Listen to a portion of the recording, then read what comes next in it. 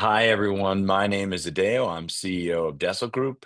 I'm here today to talk to you about how the Start Fund and Dessel Group work together, and VC Lab work together to really make an amazing opportunity for you to launch a venture capital firm and fund very quickly. So, what I'm going to do today is take you through a presentation that I put together. It's custom for you. It's going to have a lot of things that we haven't talked about before. Should be pretty interesting. So, do me a favor, check it out. Again, you can type stuff in the chat and put questions in the Q&A. So let's get started. Um, Here we go. So uh, the Start Fund was actually developed for VC Lab primarily because starting a fund is a lot harder than people realize. And we see about 80% of all people in VC Lab actually fail to get a venture capital fund off the ground because it's so difficult. And part of the reasons it's difficult, just setting a fund up itself takes months and tens of thousands of dollars and a lot of headache, effort, etc.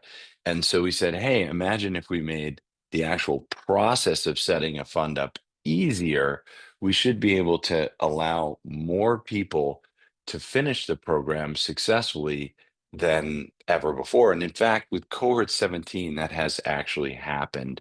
We're graduating close to 40 or 50% of the cohort versus 20% of the cohort. So more than twice as many people were able to finish the program because of the Start Fund. So the Start Fund was really developed for VC Lab.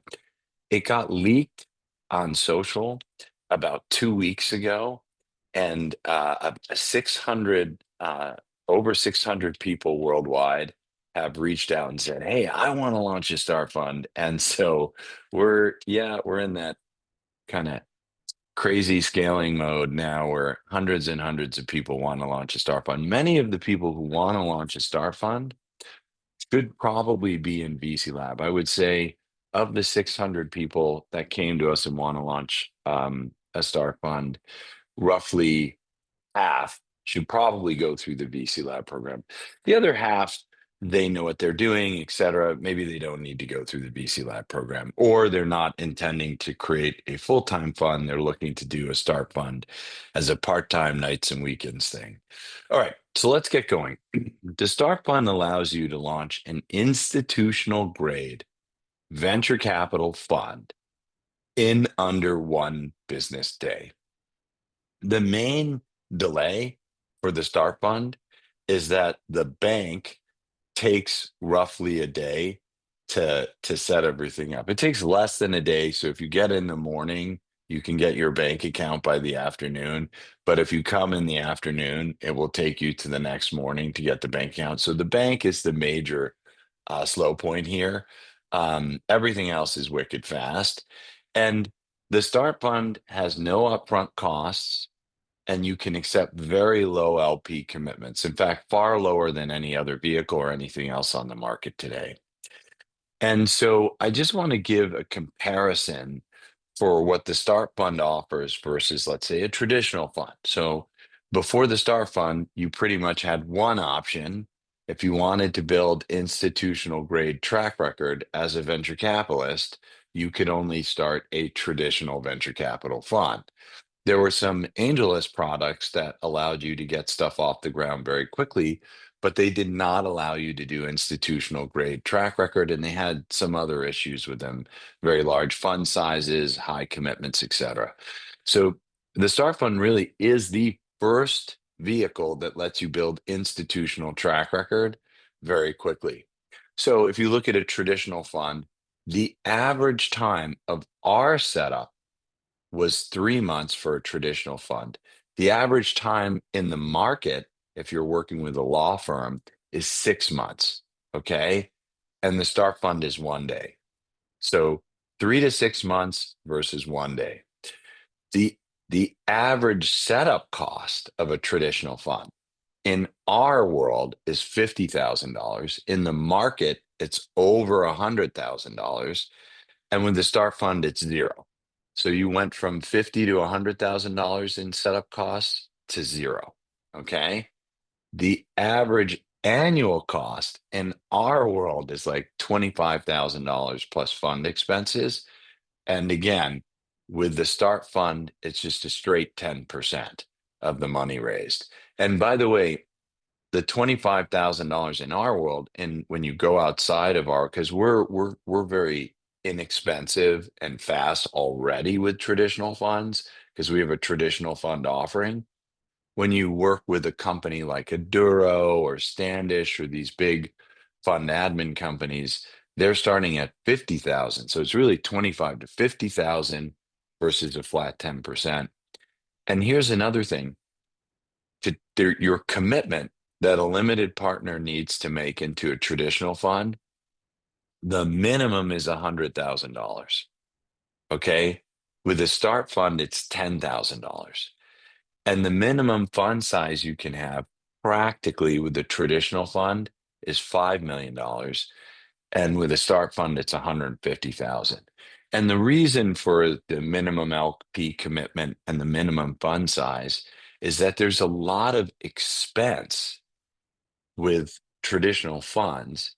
And so if you have a $5 million traditional fund, you could have 20% of the target fund size just in operating expenses, right? So can you imagine that? $1 million just gone, right? And then you have management fees and everything on top of it. So you have a $5 million fund. If it's not run very efficiently, you may only actually have 3 million to invest of the 5 million because you have management fees and other expenses that eat away at that money. So 5 million is the borderline of where a traditional fund is reasonable. But with a start fund, because of the structure and the efficiency and everything we've done, we've driven that way down. Now, start funds aren't perfect, okay? Um, they have some limitations in order to get the efficiency. So you can't really customize the legal elements of a start fund, but you can customize everything with a traditional fund. We don't support venture partners with the start fund, and you can have as many venture partners as you want with the traditional fund. And this is just ways that we've driven the cost down. There are no side letters with the start fund. We don't do capital calls with the start fund. There's only one capital call. And by the way, just as an aside, I'll talk about this in the next slide. Most, medium to small LPs, like 500,000 and below, they don't even like capital calls. So that's a whole other discussion. But anyway, so you don't have capital calls with the start fund. And then, start funds are really a product, not a service. So you're not going to get, day-to-day support with a start fund. And you can get a high amount of hand holding and customer support when you do a traditional fund. Now, just to give, I want to sort of show you on a spread here. So if you could see how there's LP commitments of 10K up to 1 million, and then target fund sizes of like 500K up to 10 million. So if one way to think about start fund versus traditional fund, if you're doing anything, if you're doing a fund and you're going to be under $10 million, it probably makes sense for you to do a start fund. If your fund is starting to get over $10 million, you probably should be doing a traditional fund. If a lot of your LPs are going to be writing smaller checks, like checks under $1 million, you probably should be doing a start fund. But if you see yourself getting multi-million dollar LPs, then you should probably do a traditional fund. It's that simple, right? Size really matters here. So smaller LPs, smaller fund sizes are start funds, larger LPs, larger fund sizes are traditional funds. Very easy. Okay. But here's what most people don't realize. Raising what's called a blind pool, which is a venture capital fund, is 10 times harder than you think. You think, oh, I've raised $100 million for startups, or I blah, blah, blah, blah, blah. Okay, a startup, you're like, hey, I'm going to make uh, mugs, right? And I'm going to set up a factory, and I've already made some sample mugs. You're selling something that people understand and believe in when you're raising money for a startup. When you're raising money for a VC, you're going out and you're saying, hey, give me your money and I'm going to invest it into a blind pool of assets. You have no idea what I'm going to invest in, but give me your money anyway. That's a big leap of faith, and it's quite hard to do, right? So, just to give you a sense here, um, closing a $10,000 LP commitment isn't 10 times easier than a 100K LP commitment. It's 100 times easier because you get into the psychology of the limited partner, right? I'm giving this manager, and I may even know this manager. This person may be my friend. So I'm giving my friend 100 grand to invest in random things that I can't know, like startups that I don't know yet. He'll tell me after, or she'll tell me after she invests. That's a big ask. Conversely, $10,000 is a vacation for a lot of rich. It's not even a vacation for a lot of rich people. It's less than a vacation. Whereas $100,000 starts to be a nice car, right?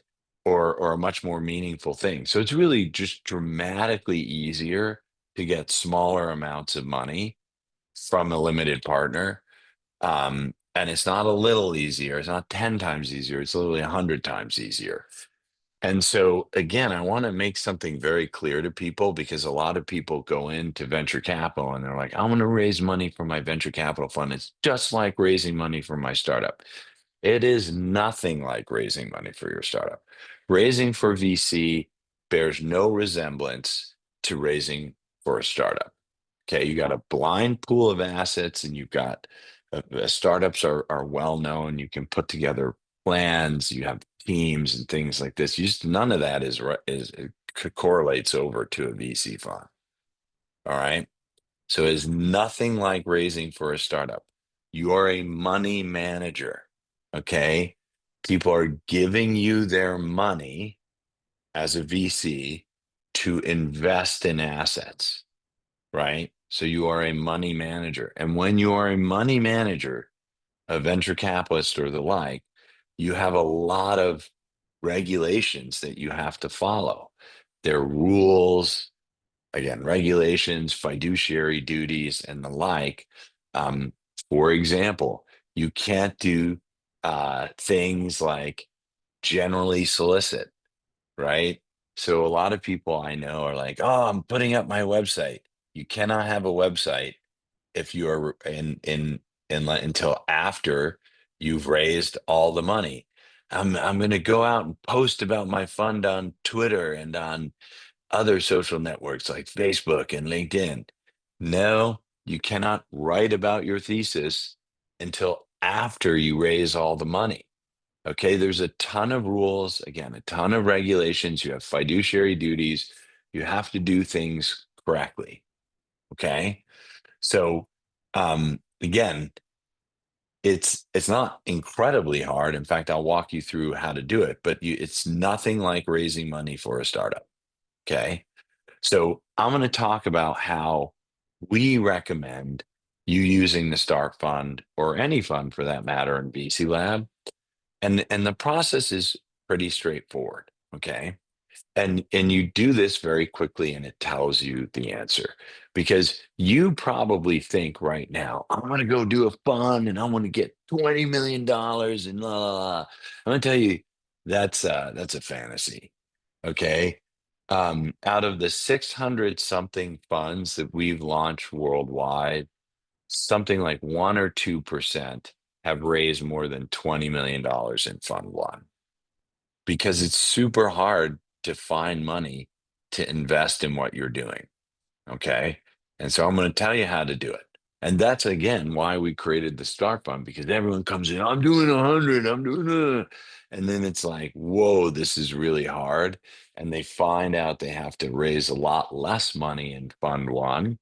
And I want to take a tangent on this for 1 minute. When when you're doing Fund One, you are called a new manager, and new managers are in the penalty box, right? It's like it's like you're the new player on a basketball team. The coach isn't like, yeah, go on in, buddy. You know, the playoff game, subbing in the new guy. Like that happens maybe when you're 30 points in the lead and there's a few minutes left, but you don't put the new guy in crunch time, right? So all the LPs, they don't like funding newbies because it's too risky. The amount of newbies that fail are enormous, right? And that's because there hasn't been training on how to do funds until we came along with VC Lab. So VC Lab, is the training that helps people learn how to do things correctly. But before VC Lab, people learned by trial and error, and limited partners didn't want to back people that were going to fail. So if you're a new manager, you're in the penalty box. You cannot raise money from large limited partners. They do not invest in new managers, full stop. So they're not going to give you uh, millions of dollars until you're on Fund Four, really. So in Fund One, Fund Two, and Fund Three, which is called the emerging manager bucket, you can't go after really, really large limited partners. You can try, and they may come into Fund Three, but they're not coming into Fund One, and they're almost definitely not going to come into Fund Two as well. In fact, they're prohibited to come into Fund One by their charter. So if they were to bring a Fund One to their investment committee as a big limited partner, their investment committee would laugh them out of the room. So you're kind of in a penalty box on Fund One where you can only really raise from people you know. So I want to tell you how you get started, okay? How you raise money or start funds in general when you're getting started in venture capital, okay? So there's 4 steps, super easy, and it takes about 6 weeks, okay? So step one, you have to write a thesis. Here's a template. Screenshot this, write your thesis. Don't put your thesis in the chat or anything like that, as I brought up before, but it's very easy. This is everything you need to tell an LP. LPs need to know how much you're raising, what stage you're investing in, where you physically are. Are you in New York City, Paris? Where are you physically located?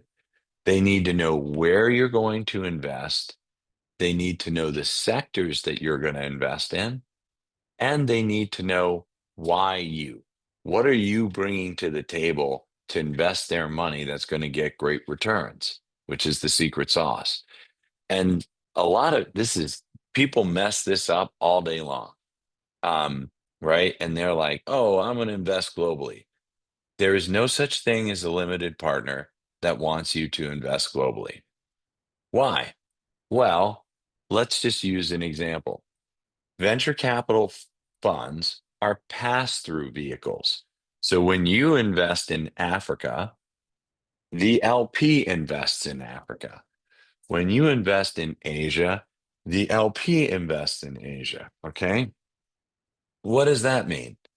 Well, they have to comply with all the taxes of Africa, all the regulations of Africa, all the taxes of Asia, all the regulations of Asia, blah, blah, blah, blah, blah. So now all of a sudden you get a distribution. They have to pay Ghana taxes and follow Ghana regulations and then deal with Singapore taxes and follow Singapore. And they don't want that. They're like, I don't want to deal with 5 different countries' taxes and regulations and governments and da da da da da to get a distribution. So you as the manager think, oh my God, I want to invest globally. And no LP in their right mind wants you to do so. Full stop. Right. So they like you to back stages. They like you to back specific geographies. They like you to back specific sectors. They don't want you to invest everywhere in the world. They don't want you to be a generalist. Okay. And they want to know why you are uniquely suited to do this. Why are you the right person to manage their money in these investments? That's what your thesis says. It tells the limited partners why you. And then when you have your thesis, step two, you tell your friends your thesis. That's simple. You should be booking 15 to 25 meetings a week with confidants. Confidants are your first degree connections that you think can write $100,000 commitment to your fund. And you just say, hey, you have to know them and you have to believe they can write you $100,000 check. And then you book meetings with them, and you should be booking 15 to 25 meetings a week. And you tell them your thesis. You say, hey, I'm thinking to do this. This is what I'm working on. What do you think? And if your thesis is good, about 1 in 5 people that you tell it to will be like, oh, I'm interested in investing.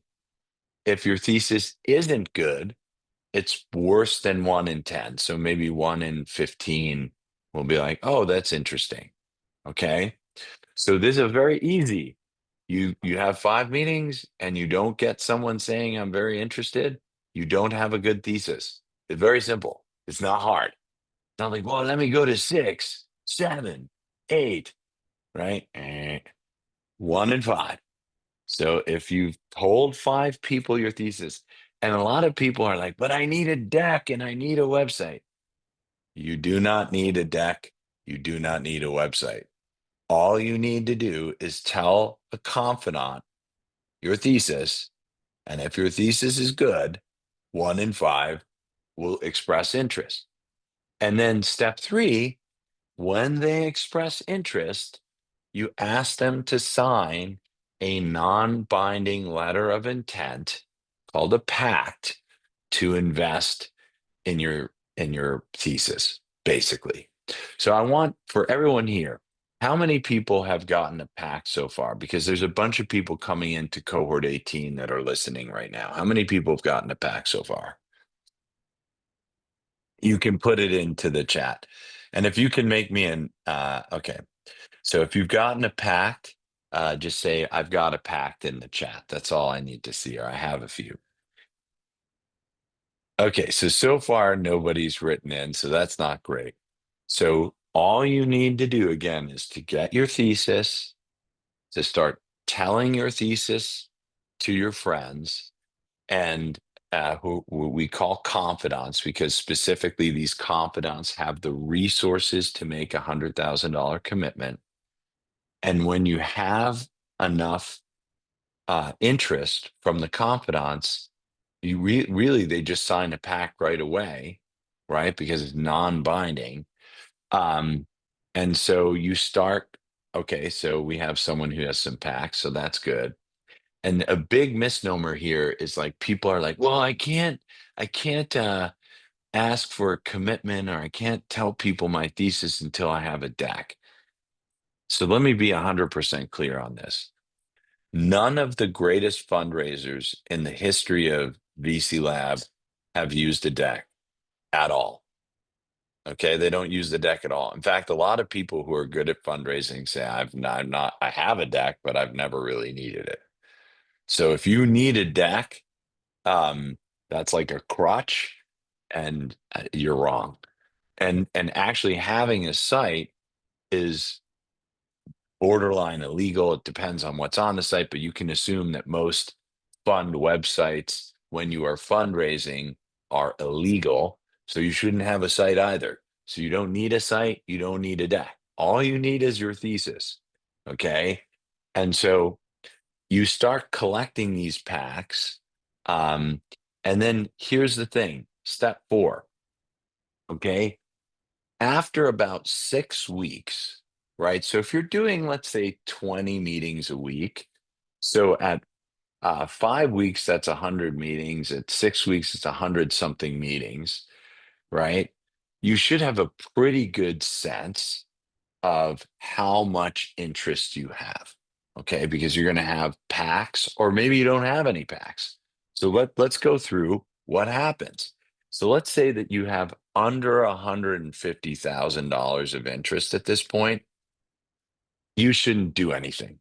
You should stop right away, work on building your network. You should not do a fund, and maybe go to something like the Venture Institute. So this would be 150,000. If you see at the top in green, if you have under 150,000, you should stop all that. You should drop out of VC Lab. You should go build your network. You should stop working on a venture capital fund. You may want to go into a program like the Venture Institute to kind of learn the basics, but you just don't have either your thesis is really bad, in which case you shouldn't be doing it, or you have a terrible network. It's usually a combination of you don't really have a good enough network to do this, and your thesis isn't very good, both. And so you just should stop. It's that simple. In fact, we usually drop people out if they're not at like 500,000. But I'm just going to tell you, if after 6 weeks you don't have 150,000 in packs signed, give up and go back to the drawing board. Just very simple. If you have 150,000 to 1 million, right? At this point, you should be building. That's not a lot of monetary interest to build a venture capital fund, right? If after 6 weeks you can only get 1 million or less, but more than 150,000, what you need to do is build track record, right? You need to start investing to show the world that you're a great investor so that you can then raise more money on a fund tour in the future. And this is a perfect example of someone who's ready for a start fund. And the next steps is we have a start fund training program to help you get set up, build, find great deals, etc. If you can secure over $1 million of interest in 6 weeks, so like even a few $1 million, which happens, but this is the smallest group. So, and I'll talk percentages in a moment. Then you can start building a real venture capital firm. You can do a traditional fund type with custom legal and all this stuff, and venture partners and all this stuff. And you can join our Desol Raise program, which will help you launch that firm and bring your venture partners on and set up all the agreements. And that takes about 3 months. So, in our experience in an incoming VC Lab program, about 50 to 60% fall into bucket one. Okay. They can't even get 150,000. So they're, maybe they're too busy, right? It's not always that they don't have the network, but they have a job or this or that. So they're too busy. They don't have the network. They could live in a place like Africa, which is a very difficult place to fundraise, or certain parts of Central Asia, etc. So they can't even get 150,000. That's 50 to 60%. Okay. Then, of the remaining, call it 40 or 50%, maybe um, 80 to 90% fall in that 150 to $1 million bucket. And the remaining 10 to 20% are in that over $1 million. And that's just because, as I said before, raising money for a blind pool of assets is much harder than people realize. It is much harder than people realize. And most people tackle it like they're raising money for a startup. They're like, I need a deck and I need a business plan and da, da, da. And it's just, that's not it. You're asking rich people to entrust you with their money to make investments on their behalf. Okay. That's nothing like raising money for a startup. That's why a deck really isn't all that relevant. You're building trust. And by the way, the people that trust you in the beginning are people that know you. And as I mentioned, you're in the penalty box in Fund One. So you can't go after larger pools of capital because they're prohibited by charter from backing you. So you really only can go after the people that you already know, right? And that's about it. So I wanted to outline all this because a bunch of people are coming into cohort 18, and we want to really explain how VC Lab and the Start Fund works. And so, just to go back through the 4 steps very quickly, um, so we're going to do these steps with you in VC Lab, and I want you to understand um, that like you need to get that thesis in very good shape very quickly. Okay. Then you need to start immediately talking with your friends about it. A lot of people are afraid to tell their friends a thesis. Let me help you something. If you wait on telling your friends, you will never raise the fund because you're going to tell your friends, "Hey, I'm doing this," and they're going to be like, "Hey, buddy, that's just stupid." Then you're going to be like, "Oh, let me fix it." Okay, thank you for the feedback. Let me fix it and come back to you in a week, right? And but they're afraid to even ask for feedback in the first place, right? So step one, you got to get the thesis down. Step two, you got to get in front of your friends, your confidants immediately. Step three, the second they express interest, you have to ask them for a pact. It's like that's almost like if you don't know how much they want to invest, if you don't know if they're really interested, the only way you can tell is to have them sign a non-binding letter of interest that show how much they really want to invest, right? And then you need to tally that up. And then basically, based on how much interest you have, your path forward is very clear, right? And you need to do this quickly. You need to do this quickly for you. If you don't have a good thesis, if you don't know anyone who's going to give you any money, then you can't do a fund. It's not like my fault, right? You just can't do it. It's not going to be possible. So I want to help you do it. I want to do everything I can to get you to do it. We'll give you money. We will invest in you. We're not going to invest in your first close, though. No professional investor backs someone until they have done a first close on their own. And we're a professional investor. So I will fund the top 10% of people in cohort 18 with 250,000, 500,000, or $1 million, depending. And we're only going to do that after you've done a first close. And so you need to find these people to invest in you anyway, right? So um, my sort of final point for you is sort of the general rule of thumb that I would say is that when you have 150,000 in packs or more, so when you have 150,000 in interest or more, that's when you can do the start fund.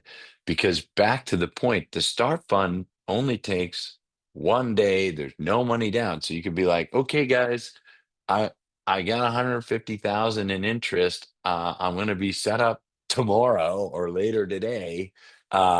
So get ready to wire, right? You can set a start fund up right away. So what you really want to do is set the start fund up when you have interest.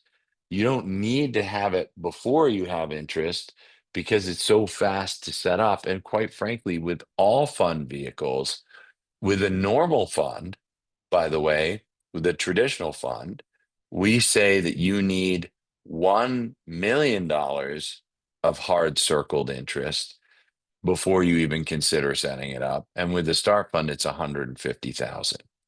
So hopefully this outlined a lot of things with the start fund and VC Lab. So what I want to do now is go in and cover people's questions. So I'm going to stop sharing the screen.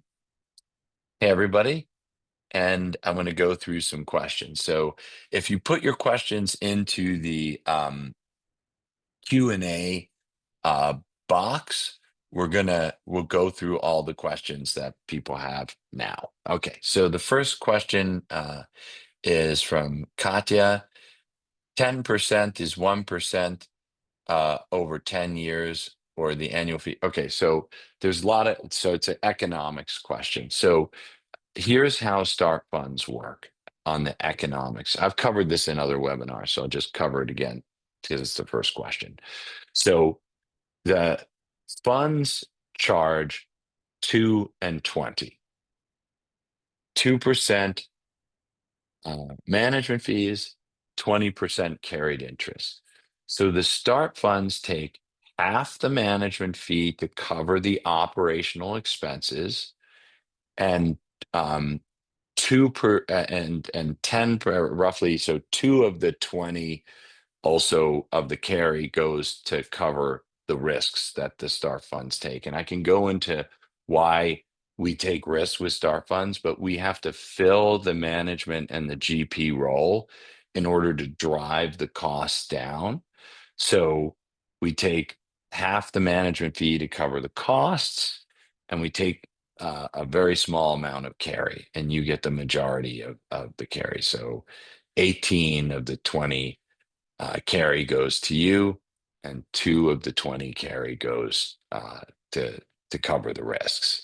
Now, it turns out that managers make more money running a start fund than they do a traditional fund in the first 2 years.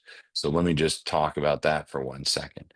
So normally in a 2 and 20 model, you get 2% per year for 10 years, which was the question, right? In the start fund model, you get 5% in year 1 and 5% in year 2.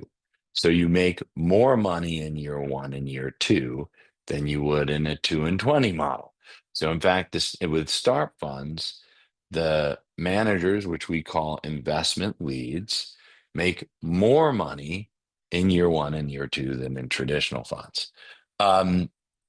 Is the 10% annual cost? There's another one that's asking about the cost. So again, if you get $100,000 LP, right?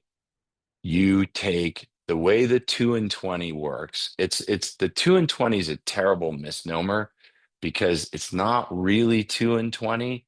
It's 2% over 10 years. So 2 times 10 is 20. So it's actually 20 and 20. Okay. So the actual fees of a fund are 20 and 20. So 20% of the principal investment. So if someone puts 100,000 in, 20,000 is taken out in management fees, and then 20% of everything above 100,000 is taken as carry. Okay. Hopefully that's super clear. I should probably have like a whiteboard or something. Okay. So now 2 and 20, all right, which is actually 20 and 20. When someone wires in $100,000, $10,000 goes to the manager and $10,000 covers the operations fee. So you're left with 80,000 to invest. If in every venture capital fund, when 100,000 comes in, you're left with 80,000 to invest. In a traditional fund, the 20,000 goes to fees and gets paid over 10 years. In a start fund, you get 5,000 in year 1 and 5,000 in year 2, which is a lot better than 2,000 in year 1 and 2,000 in year 2. So the investment lead or manager actually makes more money in a start fund. Okay. Next question. Is the start fund limited to specific locations or can be set up from anywhere? Yeah, it can be set up from anywhere, but there are limitations in the world about fundraising So for example, Europe, you're really not allowed to fundraise without a license. So if you are a manager and you want to go raise money in Europe, you have to get a license. This license is very expensive and time consuming to get. So we really aren't going to take, you can be a European person doing a fund somewhere else, but not raising money in Europe. And then you don't need the license. But we're pretty much, if you're raising money in Europe, we're not going to help you get a license. You're going to need to do so. We don't do people raising money in Europe. Similarly, there's some pretty strict restrictions in India, Japan, and Singapore. So if you are in those places, um, we're not going to support start funds in those areas just because of the government rules and regulations are very cumbersome. And for you as the investment lead, and we're not going to support you in that crazy journey to jump through the regulatory paradigms. Um, Bruda's asking if we're already applied for Start Fund last week and wanted to pair it with Cohort 18. When do we find out if we're able to launch with Start?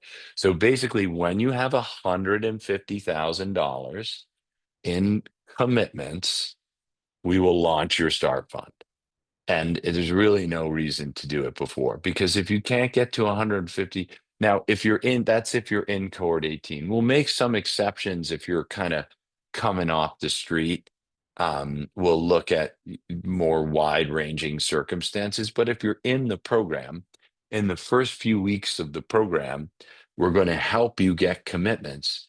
And if you can't get $150,000 of commitments, you shouldn't be doing a fund anyway. So get the $150,000 in commitments, and then we'll set the start fund up in a day, no problem.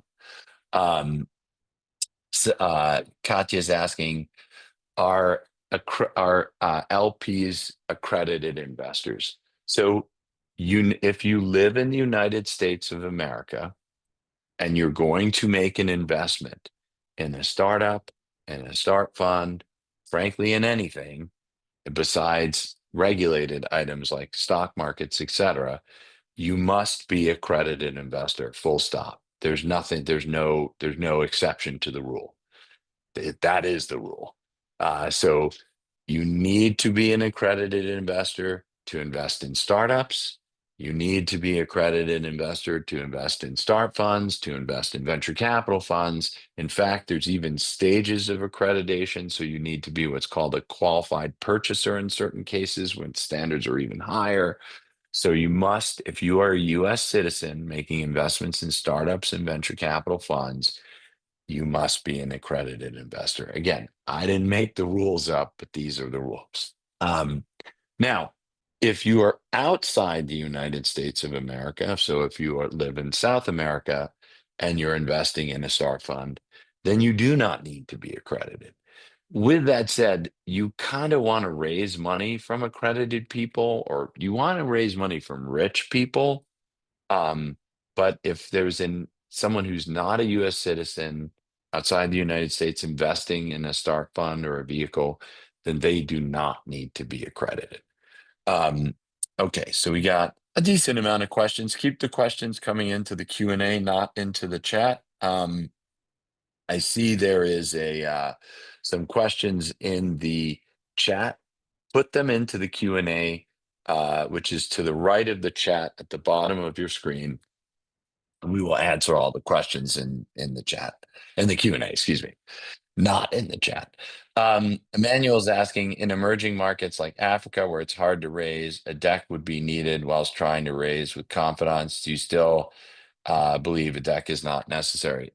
Listen, again, we've tripled the number of operating firms on the continent of Africa. So before VC Lab, there was 1x. Post VC Lab, there are 3x the number of operating firms on the continent of Africa as a direct result of our programs. So we've doubled the number of firms in Latin America.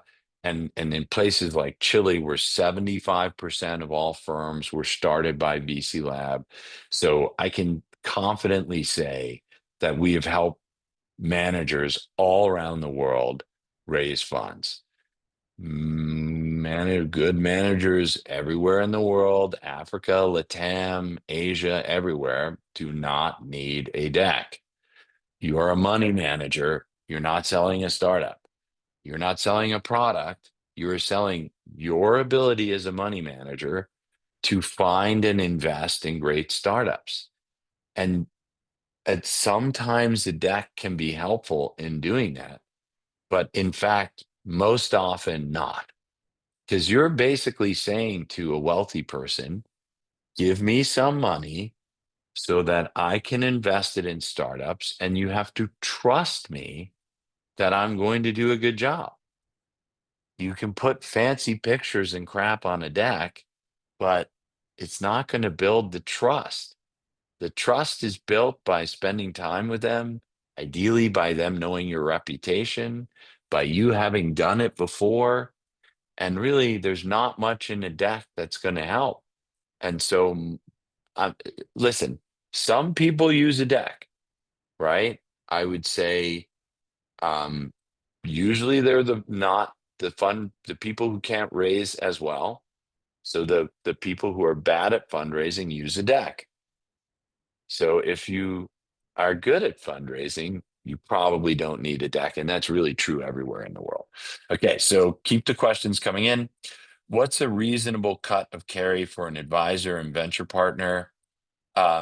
Again, we don't support advisors and venture partners with start funds. Why? Well, you will fire most, if not all, of your venture partners because they do not deliver. And so when you have a traditional fund, people set these venture partners up. They end up firing them all, or all but like one. So they might have 5 or 10, and they fire them all, and they end up with one. So it's really a lot of work for nothing, right? So if you're doing a traditional fund and you have and you're paying more and back office support and all this, then sure, blow your money on venture partners all you want. We have an agreement, a standard agreement for venture partners called Venture Share. Could you put the link into the Venture Share agreement in the chat, please? And in that standard agreement, it will show the percentage that a venture partner will earn for different levels of participation. So hopefully that I can even look it up as well. So it's called Venture Share. So if you look for Venture Share VC Lab, here I'll put it. Oh, we got it. Great. Okay. So let's go on. Are start funds suitable for fund to funds? If not, why? We haven't done fund to funds are slightly different than funds. Can you pop in the legal channel, Domenica? We were supposed to discuss it in our last legal meeting and we didn't get around to it. You could probably use a start fund for a fund of funds. You asked, if not, why? Fund of funds are different from normal funds, okay? For many, many, many reasons. First of all, they are there's exemption issues. There's a VC lab exemption that does not apply to fund of funds.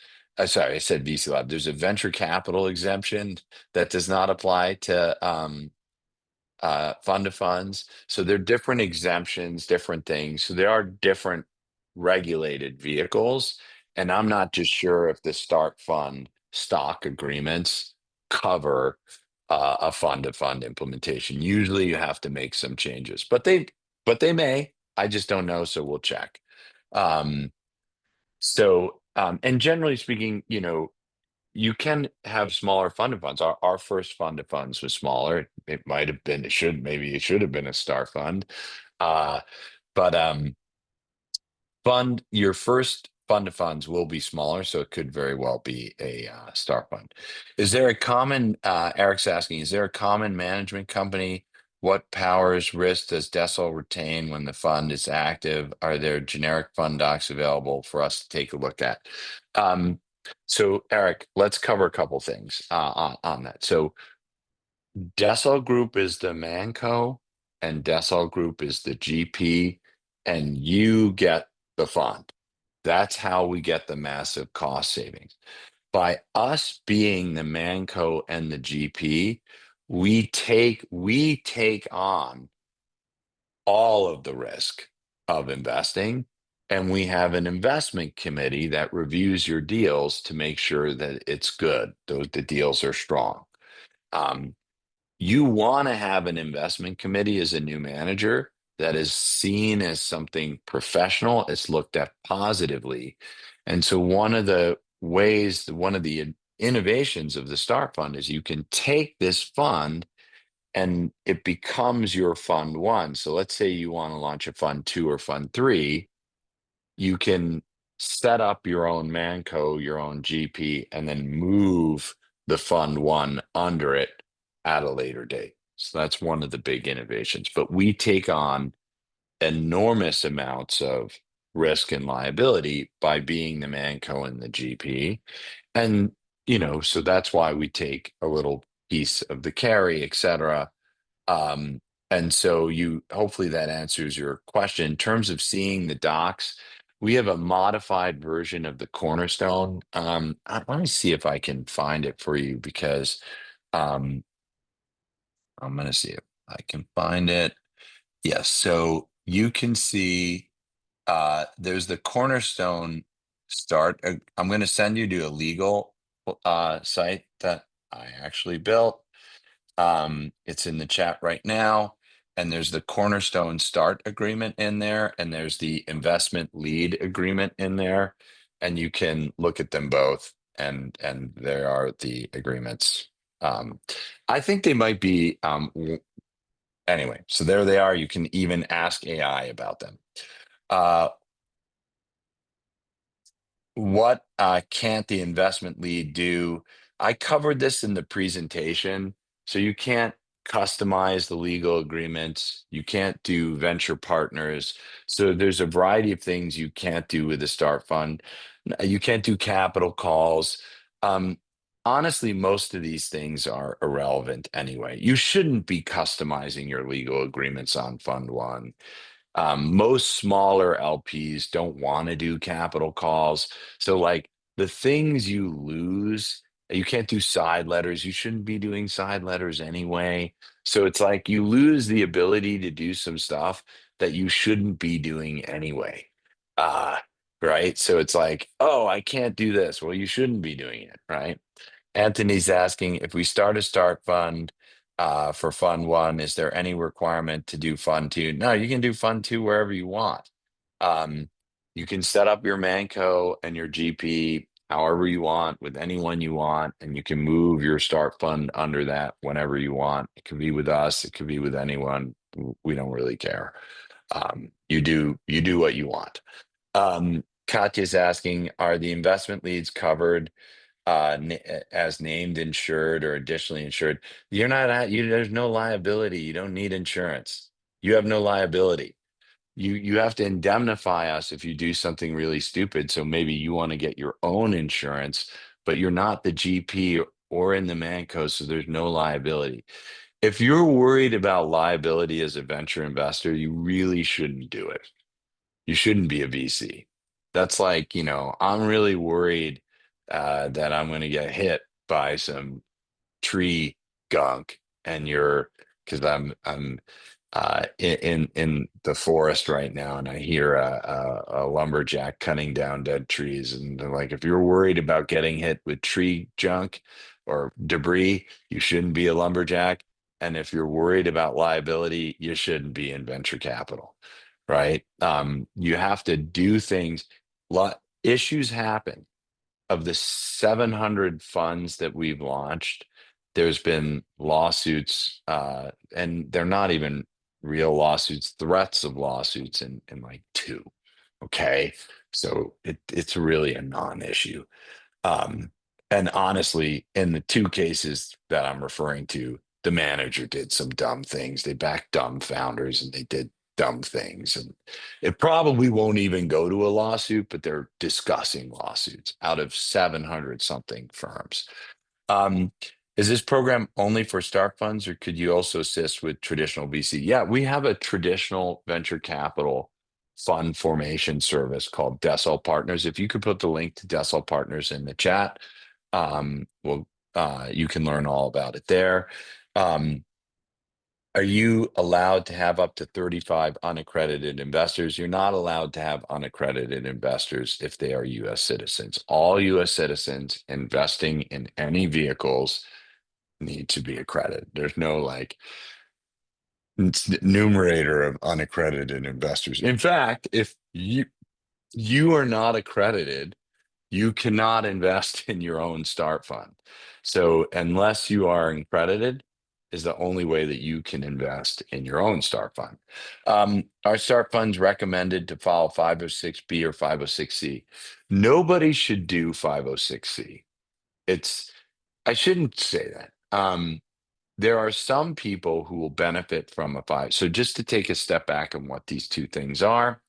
So 506B is what almost everybody raises on, and 506C is in the United States, you can do what's called a 506C, and then you can publicly talk about your fund. But every single investor that comes in needs to prove that they are accredited by providing tax information and letters from an attorney or an accountant to say, so it's a very complicated certification process. So what happens is people are like, I want to do 506C. And then they say, oh, I got this limited partner. Dear limited partner, go fill out this really complicated form with this thing called parallel markets or whatever. And they lose limited partners. And let me tell you something. The first time you lose limited partners, you're going to be like, this is terrible. I don't want to be a 506E. The second time you lose limited partners, you're going to be irate.